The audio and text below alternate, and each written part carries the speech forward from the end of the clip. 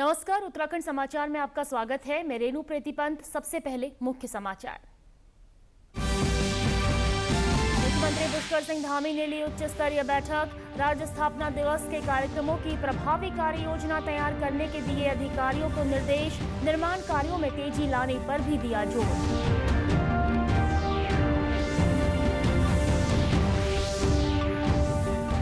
वन्यजीव सप्ताह के दूसरे दिन देहरादून में कार्यक्रम का आयोजन। मुख्यमंत्री बोले, इकोलॉजी, इकोनॉमी और टेक्नोलॉजी में सामंजस्य के साथ बनेगा विकास का मॉडल।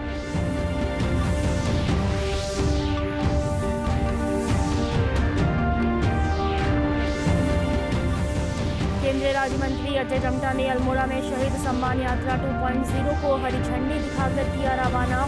जिले से 4 शहीद सैनिकों के आंगन से पावन मिट्टी को भेजा जाएगा सैन्य धाम।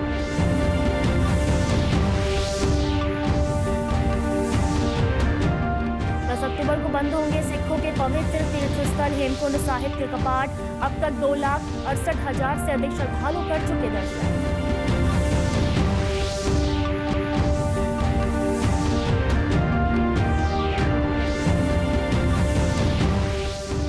और अटल निर्मल नगर पुरस्कार पाकर रुद्रपुर नगर निगम उत्साहित। मेयर ने कर्मचारियों की मेहनत और जनसहयोग को बताया परिणाम। कहा, स्वच्छता सर्वे में पहला स्थान मिलने से और बड़ी है जिम्मेदारी। अब समाचार विस्तार से। मुख्यमंत्री पुष्कर सिंह धामी ने मुख्यमंत्री आवास में उच्च स्तरीय बैठक के दौरान अधिकारियों को निर्देश दिए कि आगामी 9 नवंबर को राज्य स्थापना दिवस के अवसर पर आयोजित होने वाले कार्यक्रमों की भी प्रभावी कार्य योजना तैयार कर इस अवसर पर होने वाले कार्यक्रमों में जन सामान्य की भागीदारी सुनिश्चित की जाए। मुख्यमंत्री ने नंदा राजजात यात्रा मार्गों के रखरखाव और यात्रा के रात्रि पड़ावों पर अवस्थापना सुविधाओं के विकास से संबंधित कार्य योजना भी शीघ्र तैयार किए जाने के निर्देश दिए। मुख्यमंत्री ने शहरों में बढ़ते यातायात के दबाव को कम करने के लिए प्रभावी कार्य योजना तैयार करने, साफ सफाई के साथ खाद्य सामग्री में मिलावटखोरी रोकने के लिए जांच अभियान सघनता से संचालित किए जाने पर भी जोर दिया। इसके साथ ही प्रदेश में पूर्ण होने वाली फ्लैगशिप योजनाओं व कार्यक्रमों का भी पूर्ण विवरण तैयार किए जाने के निर्देश दिए हैं। मुख्यमंत्री ने कहा कि प्रदेश में निर्माण और नवनिर्माण कार्यों में तेजी लाई जाए। उन्होंने कहा कि सड़क निर्माण और मरम्मत कार्यों में किसी भी प्रकार की लापरवाही बर्दाश्त नहीं की जाएगी। क्षतिग्रस्त सड़कों के पुनर्निर्माण एवं मरम्मत कार्यों को प्राथमिकता के आधार पर पूरा किया जाए। मुख्यमंत्री पुष्कर सिंह धामी ने आज सचिवालय में सीएम हेल्पलाइन की मॉनिटरिंग की। इस दौरान उन्होंने शिकायतकर्ताओं से फोन कर उनकी शिकायत पर हुई कार्रवाई की जानकारी ली। बता दें कि मुख्यमंत्री महीने भर में सीएम हेल्पलाइन पर आने वाली शिकायतों की मॉनिटरिंग करके समस्याओं के कारण और निवारण की जांच करते हैं। मुख्यमंत्री ने कहा कि हमारा मकसद सरल तरीके से लोगों की समस्याओं का समाधान करना है, जिसमें सीएम हेल्पलाइन से भी लोगों को लाभ मिल रहा है। जो संबंधित कुछ लोग होते हैं जिन्होंने अपनी शिकायतें दर्ज कराई होती हैं, उनकी शिकायतों का निवारण हुआ कि नहीं हुआ है, कोई परेशानी आ रही है तो क्यों आ रही है। अगर शिकायतों का निवारण नहीं हो पाया है तो उसके हम कारण खोजते हैं और जल्दी से जल्दी उन सभी की समस्याओं का हल हो, सब लोग अपनी बात आसानी से कह पाएँ, क्योंकि सरलीकरण हमारा मंत्र है। उसी मंत्र को हम आत्मसात करते हुए काम कर रहे हैं। देहरादून स्थित मालसी जू में आज मानव वन्यजीव सह अस्तित्व थीम को लेकर कार्यक्रम आयोजित किया गया। गत दिवस मुख्यमंत्री पुष्कर सिंह धामी ने वन्यजीव सप्ताह का शुभारंभ किया था। ये 8 अक्टूबर तक चलेगा। मुख्यमंत्री पुष्कर सिंह धामी ने कहा कि वन्यजीवों के संरक्षण की हमारी संस्कृति रही है। हम लगातार वन्यजीवों के संरक्षण के लिए काम कर रहे हैं। मालसी जू में टाइगर के आने से पर्यटकों की तादाद में इजाफा हुआ है। हमारी संस्कृति भी वन्य जीवों के संरक्षण की रही है। हमारे देवी देवताओं के साथ भी, चाहे हम देवी के वाहन की बात करें, भगवान शंकर महादेव के गले की बात करें, हमेशा सर्पों का उनके साथ रहना होता है। उल्लू वाहन है ऐसे। इसलिए ये जो सप्ताह है हमारा, इस सप्ताह भर में हम ये संकल्प लेते हैं कि हम प्रकृति का संरक्षण करेंगे। मुख्य वन्यजीव प्रतिपालक रंजन कुमार मिश्रा ने कहा कि मानव वन्यजीव सह अस्तित्व की थीम पर इस बार कार्यक्रम आयोजित किए जा रहे हैं। इसके साथ ही प्लास्टिक का कम से कम उपयोग किया जा सके, यह भी वन्यजीव सप्ताह का मकसद है, क्योंकि जंगल का परिवेश और उसकी सुरक्षा करना सर्वोपरि है। उन्होंने कहा कि वन्यजीव सप्ताह में 7 दिन थीम के आधार पर प्रदेश भर में कार्यक्रम आयोजित किए जाएंगे। भारत सरकार ने जो थीम रखा है वो है मानव वन्यजीव सह अस्तित्व, मैन एंड एनिमल को एग्जिस्टेंस, और उसके साथ साथ उन्होंने स्लाइटली एक्सटेंड किया है कि प्लास्टिक का न्यूनतम उपयोग करना, कि हम जानते हैं परिवेश एवं जंगल का सुरक्षा हमारा सर्वोपरि है एवं उसका डायरेक्ट इम्पैक्ट हम लोग भी होते हैं, इसके साथ वन्य जंतु भी। तो आज मेरा इंटर उत्तराखंड में वन विभाग बहुत ही उत्साह के साथ इसको आज मना रहे हैं। केंद्रीय सड़क परिवहन एवं राजमार्ग राज्य मंत्री अजय टम्टा ने शहीद सम्मान यात्रा 2.0 को गांधी पार्क चौघान पाटा से हरी झंडी दिखाकर रवाना किया। जिला सैनिक कल्याण विभाग द्वारा शहीदों के सम्मान में गांधी पार्क चौघान पाटा में श्रद्धांजलि कार्यक्रम आयोजित किया गया। जिलाधिकारी आलोक कुमार पांडे सहित जनप्रतिनिधियों ने शहीदों को श्रद्धांजलि अर्पित की। जिला सैनिक कल्याण अधिकारी के निर्देशन में जनपद के विकासखंड श्यालदे, द्वाराहाट और ताड़ीखेत से 4 शहीदों के आगन की पावन मिट्टी कलशों में संग्रहित कर जिला मुख्यालय लाई गई। आज केंद्रीय राज्य मंत्री अजय टम्टा ने शहीद सम्मान यात्रा वाहन को गढ़वाल रेजिमेंटल सेंटर लैंसडाउन से हरी झंडी दिखाकर रवाना किया। शहीद सम्मान यात्रा 2 के रूप में पूरे प्रदेश में ये यात्रा का संचालन हो रहा है। अल्मोड़ा जनपद में जो 2021 के बाद 4 सैनिकों के घरों के आंगन की मिट्टी कलश में संग्रहण की है। ये यात्रा यहाँ से लैंसडाउन जाएगी और लैंसडाउन के बाद वही शहीद सम्मान के साथ हमारे शहीद सम्मान इस यात्रा के माध्यम से देहरादून में जो स्मारक बनाया है उसमें स्थापित किए जाएंगे। जिला सैनिक कल्याण अधिकारी अल्मोड़ा कर्नल विजय मनराल ने बताया कि देहरादून के गुनियाल गांव में 3 जुलाई 2023 को सैन्य धाम का निर्माण कार्य शुरू हुआ था। इसी क्रम में आज शहीद सम्मान यात्रा 2.0 के तहत जनपद के 4 शहीदों के घर आंगन की पावन मिट्टी को कलश में संग्रहित कर सैन्य धाम के लिए भेजा गया है। 4 शहीद परिवार थे जिनके घरों से हमने मिट्टी संग्रहण किया। एक सिपाही हिमांशु जो 7 कुमाऊं के थे, 2021 में लद्दाख में शहीद हुए थे, जो गांव मसमोली सराई खेत के रहने वाले थे। हवलदार राजेंद्र सिंह जो 2003 में शहीद हुए, गांव डिडोली द्वाराहाट।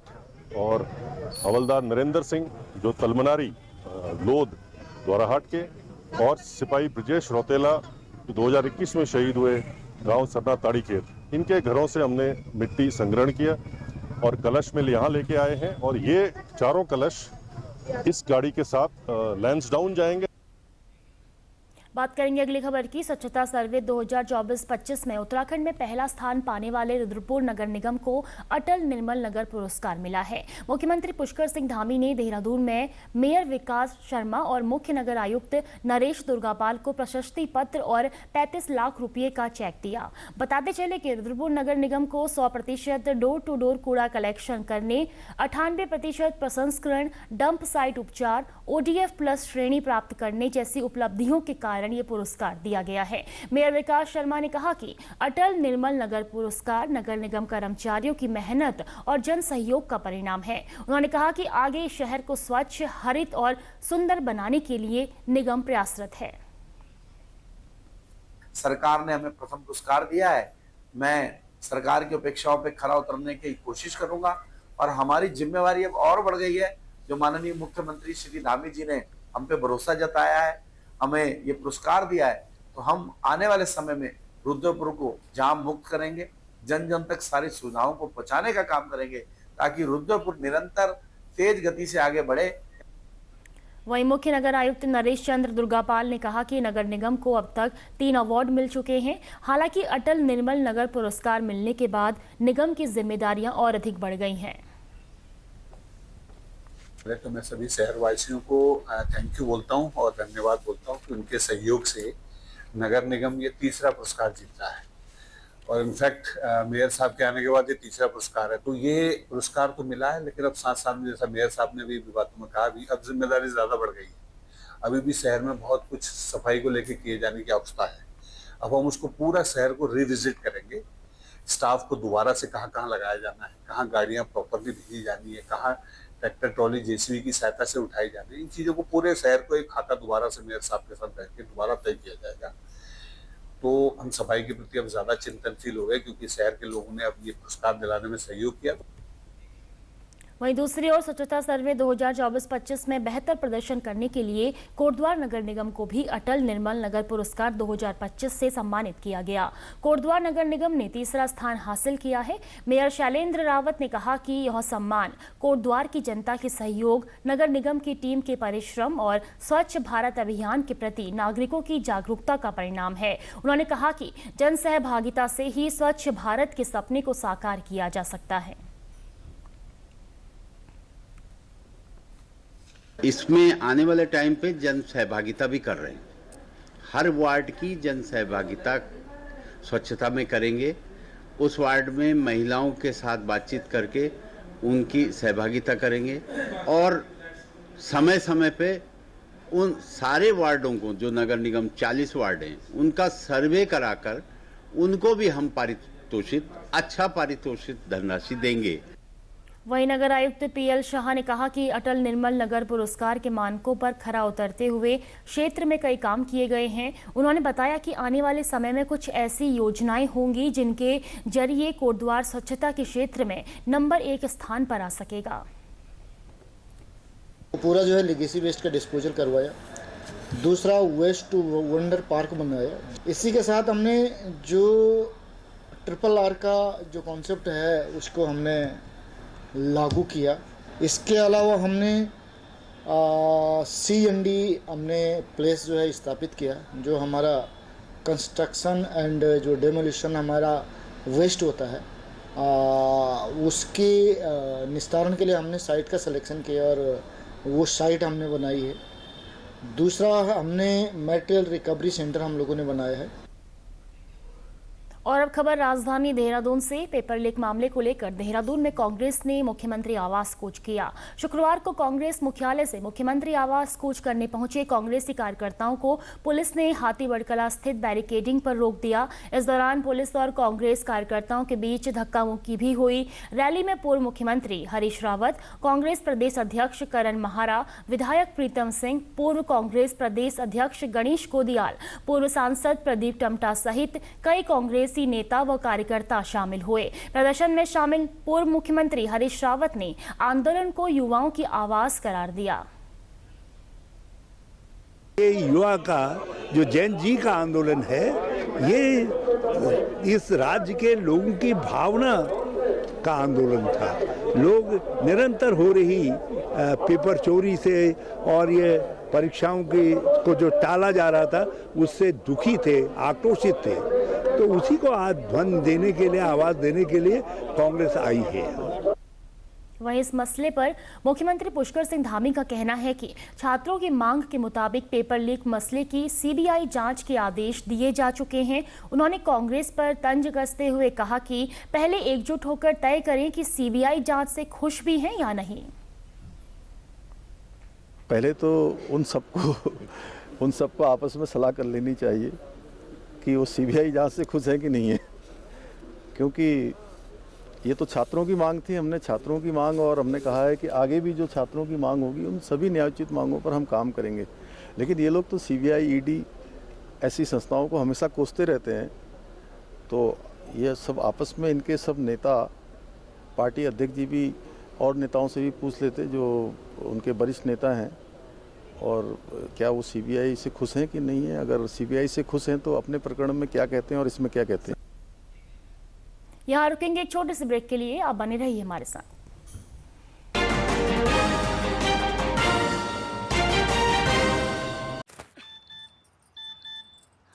हो गया इंतजाम। किसका? गुड्डी की फीस का। दिखा।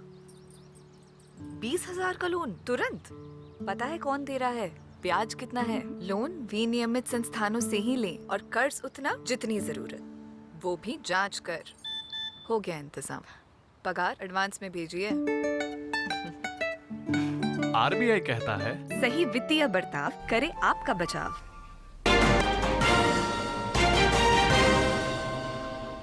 ब्रेक के बाद एक बार फिर आपका स्वागत है। बात करेंगे सिखों के पवित्र तीर्थ स्थल की। सीमांत जनपद चमोली में 15,500 फीट की ऊंचाई पर स्थित सिखों के पवित्र तीर्थ स्थल हेमकुंड साहिब के कपाट 10 अक्टूबर को शीतकाल में श्रद्धालुओं के लिए बंद कर दिए जाएंगे। अब तक हेमकुंड साहिब में 2,68,000 से अधिक तीर्थयात्री मत्था टेक चुके हैं। हेमकुंड साहिब ट्रस्ट कपाट बंद होने की तैयारियों को अंतिम रूप देने में जुट गया है। इसके लिए जिला प्रशासन, सेना व हेमकुंड साहिब गुरुद्वारा ट्रस्ट ने तैयारियां तेज कर दी हैं। इस वर्ष हेमकुंड साहिब के कपाट 25 मई को खुले थे। अब तक यहां 2,68,208 से अधिक श्रद्धालु पहुंच चुके हैं। 10 अक्टूबर को श्री हेमकुंड साहिब की यात्रा का लास्ट दिन होगा और उसी दिन कपाट बंद होंगे। इसमें गढ़वाल स्काउट्स का बैंड, आर्मी ने भी भव्य तैयारी कर रखी है, क्योंकि जब यात्रा खुलती है उस समय भी आर्मी का काफ़ी योगदान रहता है और बंद होने में भी। तो पंजाब से भी एक रिटायर्ड आर्मी का बैंड आ रहा है। हमारे ट्रस्ट के प्रधान साहब सरदार नरेंद्रजीत सिंह बिंद्रा जी उचेचे तौर से शामिल हो रहे हैं और भाई हरजिंदर सिंह जी जो कि हजूरी रागी हैं श्री दरबार साहब के, वो भी उस दिन आके कीर्तन करके संतों को निहाल करेंगे। उत्तराखंड के पर्वतीय जनपदों में स्वास्थ्य सेवाओं की स्थिति में सुधार की काफी जरूरत है। चमोली जिले के उपजिला चिकित्सालय कर्णप्रयाग में मरीजों के भारी दबाव को देखते हुए यहां पास में बने उप जिला चिकित्सालय महिला बेस सिमली को पूर्ण रूप से बेस अस्पताल बनाने को लेकर क्षेत्रीय जनता की हमेशा से मांग रही है। मुख्यमंत्री पुष्कर सिंह धामी के द्वारा सिमली उप जिला अस्पताल को पूर्ण बेस अस्पताल बनाने की घोषणा की गई थी, लेकिन कई माह बीत जाने के बाद भी अभी तक यह कार्य खास प्रगति पर नहीं दिखाई दे रहा है। वहीं कर्णप्रयाग विधायक अनिल नौटियाल का कहना है कि बेस अस्पताल की प्राथमिकता के अनुसार सरकार काम कर रही है। शासन स्तर पर डीजी हेल्थ, स्वास्थ्य सचिव से मिलकर इस कार्य में तेजी लाने की बात की गई है। जल्द यह बनकर तैयार हो जाएगा। 14 तारीख को माननीय मुख्यमंत्री से मिलकर के हमने तुरंत आग्रह भी किया है, स्वास्थ्य सचिव से मिलकर के हमने आग्रह किया, डीजी से हमारी बात हुई। तो निश्चित रूप से ये जो हमारा सिमली में महिला बेस है, इसको बहुत जल्दी पूर्ण बेस का रूप दिया जाएगा। सिमली उप जिला चिकित्सालय को पूर्ण बेस अस्पताल बनाने को लेकर थराली विधायक भोपाल राम टमटा का कहना है कि यह कुमाऊं व गढ़वाल का केंद्र बिंदु है। बेस अस्पताल में उच्चीकरण के बाद यहां मेडिकल कॉलेज बनाने का प्रयास किया जा रहा है, लेकिन प्राथमिकता बेस अस्पताल बनाने की है। इस बेस अस्पताल का जो उच्चीकरण का जो अगला स्तर होगा वो मेडिकल कॉलेज ही है। हम समझते हैं कि हमारे समाज में वार्ता भी हुई थी, लेकिन सबसे पहले जो हमारी प्राथमिकता है कि यहाँ पर जो ये बेस अस्पताल है व्यवस्थित रूप से यहाँ पर जितने भी हमारे मुख्य रूप से जो विशेषज्ञ हैं उनकी यहाँ पर उनकी सुविधाएं लोगों को मिले। उप जिला चिकित्सालय महिला बेस अस्पताल आम जनता के लिए बहुउपयोगी व सुविधाजनक साबित होगा। इस अस्पताल को बेहतर बनाने के लिए सीएमओ चमोली डॉक्टर अभिषेक गुप्ता का कहना है कि हमने 3 विशेषज्ञ डॉक्टर यहां रखे हैं। इसकी पूरी फाइल महानिदेशालय को भेजी गई है, जो शासन को भेजी जाएगी। अभी सिमली बेस में हमारे पास 3 किस्म के विशेषज्ञ जो है रखे हुए हैं। हमारे पास 3 विशेषज्ञ सिमली बेस अस्पताल में है। बाकी पद सृजन का प्रस्ताव हमने जो है महानिदेशालय को भेजा हुआ है और महानिदेशालय के माध्यम से शासन गया हुआ है। शासन से ही इसकी स्वीकृति जो है अभी करनी है। खबर रुद्रप्रयाग जिले से। रुद्रप्रयाग में भारतीय स्टेट बैंक ग्रामीण स्वरोजगार प्रशिक्षण संस्थान की बेहतरीन पहल युवाओं के लिए स्वरोजगार के द्वार खोल रही है। जिले के युवाओं को 13 दिन का निशुल्क सीसीटीवी कैमरा अलार्म प्रशिक्षण दिया गया। इस दौरान बेरोजगार युवाओं को सीसीटीवी इंस्टॉलेशन जैसे कामों में तकनीकी रूप से दक्ष किया गया। इस दौरान प्रतिभागियों को CCTV camera installation, alarm system की स्थापना, वायरिंग तकनीक, मोबाइल कनेक्टिविटी और सर्विलांस टेक्नोलॉजी जैसे आधुनिक विषयों पर प्रशिक्षित किया गया है। सीसीटीवी कैमरे के बारे में प्लस सुरक्षा जो आपके होते हैं, सुरक्षा के लिए जितने भी होते हैं, स्मोक डिटेक्टर हो गया, कैमरास हो गए, तो इनको कैसे इंस्टॉल करना है, इनके कितने प्रकार हैं, कैसे, कहाँ पर, कैसे और किस तरीके से नियुक्ति की जाएगी कि कौन सा कैमरा किस जगह पे लोकेशन पे काम करेगा, स्मोक डिटेक्टर कहाँ पे काम करेगा, फायर अलार्म को कहाँ पे सेट आउट करना है, इन सब के बारे में पूर्ण तरीके से जानकारी दी गई। प्रशिक्षण ले रहे युवा भारतीय स्टेट बैंक ग्रामीण स्वरोजगार प्रशिक्षण संस्थान के इस कदम से बेहद खुश नजर आए। उनकी माने तो इससे उनके लिए अपने गांव में रहकर ही रोजगार के मौके बढ़ सकेंगे। साथ ही साथ हमको सीसीटीवी के बारे में संपूर्ण जानकारी दी गई है कि सीसीटीवी क्यों हमारे जीवन में आवश्यक है, क्या उसके उपयोग हो सकते हैं, कहां कहां पर ये लगाया जा सकता है और किस प्रकार के सीसीटीवी होते हैं, हमको किस प्रकार के सीसीटीवी अपनी ज़रूरत के हिसाब से लगाना चाहिए। सीसीटीवी कैमरा के अंदर बहुत सारे फीचर्स, फंक्शन होते हैं, उनको एक एक तरीके से हमको दिखा करके, यूज़ करके बताया गया कि अगर आपको रियल लाइफ में इनका प्रयोग करना है तो किस तरीके से कोई भी ऑप्शन सेलेक्ट करना है, कोई भी फंक्शन यूज़ में लाना है। ये एक प्रशिक्षण बहुत ही स्वरोजगार के लिए ये प्रशिक्षण बहुत ही महत्वपूर्ण है। यहाँ हमने आकर जाना कि कैसे सीसीटीवी कैमरा इंस्टॉल करते हैं, उनकी सेटिंग्स के बारे में, और यहाँ जो स्मोक डिटेक्टर वगैरह काम करते हैं जो कार्यस्थलों में, उनके बारे में जाना। SBI के द्वारा हमें सिटी के द्वारा जो हमें प्रशिक्षण दिया जा रहा है ये निःशुल्क है सर। इसमें रहना, खाना और किताबें, बुक्स वगैरह सारे निःशुल्क है सर। और हमें इसको 13 दिन के लिए प्रशिक्षण के लिए दिया गया है। यदि अगर हम यही चीज़ किसी प्राइवेट में करते हैं तो उसका हमें एक बहुत मोटा पैसा देना पड़ेगा। ये गरीब परिवारों के लिए बहुत कल्याणकारी योजना है सर।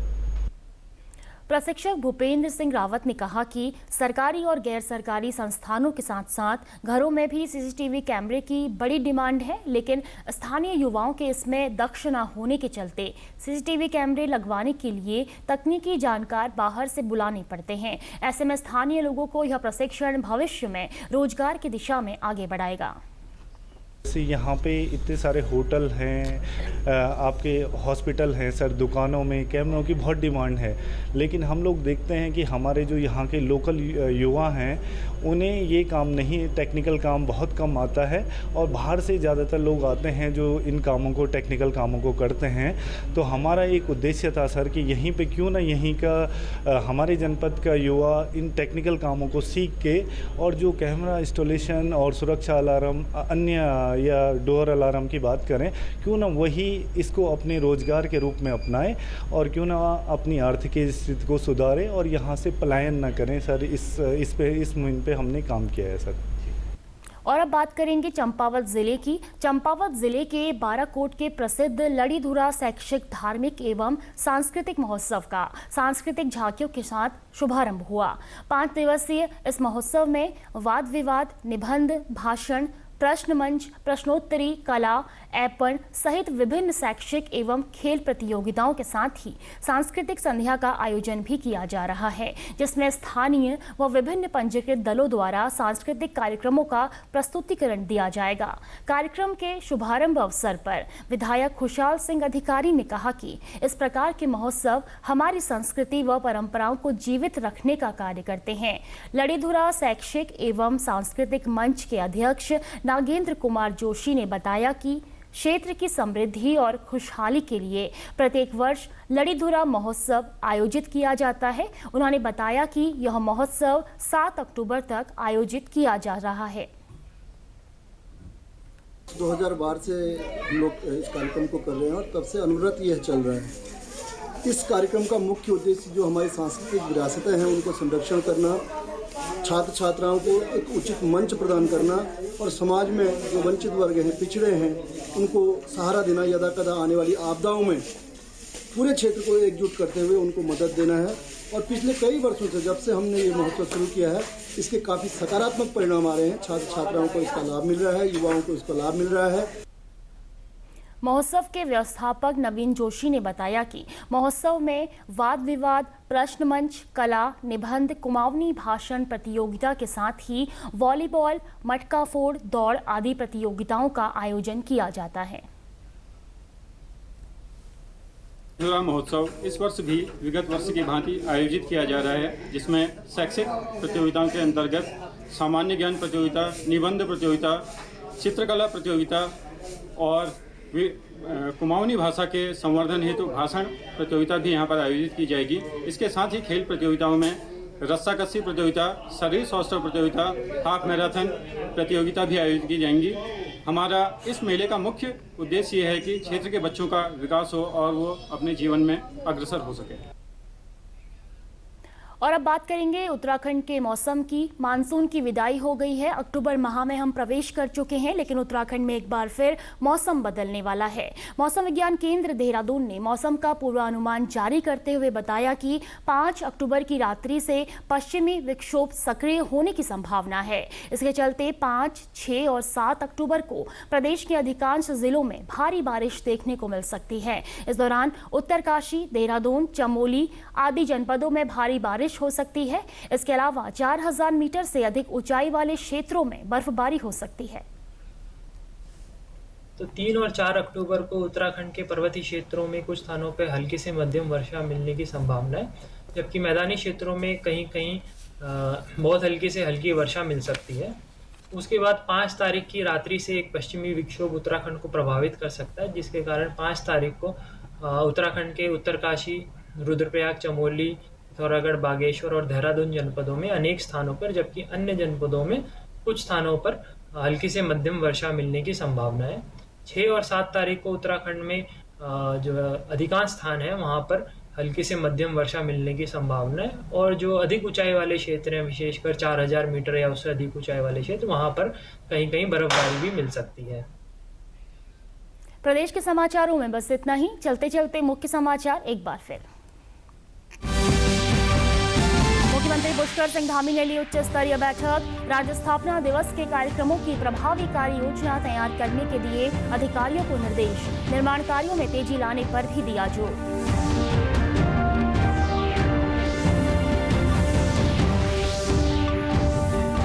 वन्यजीव सप्ताह के दूसरे दिन देहरादून में कार्यक्रम का आयोजन। मुख्यमंत्री बोले, इकोलॉजी, इकोनॉमी और टेक्नोलॉजी में सामंजस्य के साथ बनेगा विकास का मॉडल।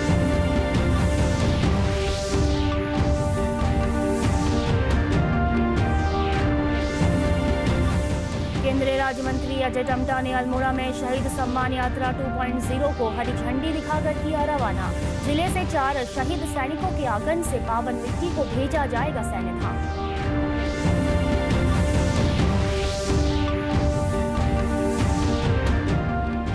10 अक्टूबर को बंद होंगे सिखों के पवित्र तीर्थस्थल हेमकुंड साहिब के कपाट।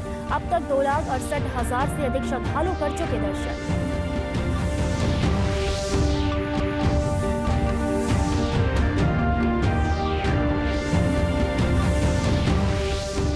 और अटल निर्मल नगर पुरस्कार पाकर रुद्रपुर नगर निगम उत्साहित। मेयर ने कर्मचारियों की मेहनत और जन सहयोग को बताया परिणाम। कहा, स्वच्छता सर्वे में पहला स्थान मिलने से और बड़ी है जिम्मेदारी। प्रदेश से जुड़ी अपडेट्स के लिए आप हमसे सोशल मीडिया के माध्यम से भी जुड़ सकते हैं। हमारा एक्स हैंडल है DD News_देहरादून। हमारा फेसबुक पेज है DD News उत्तराखंड। हमारे YouTube channel DD News Uttarakhand को आप सब्सक्राइब करें और हमारे Instagram page DD News Uttarakhand को भी फॉलो करें। नमस्कार।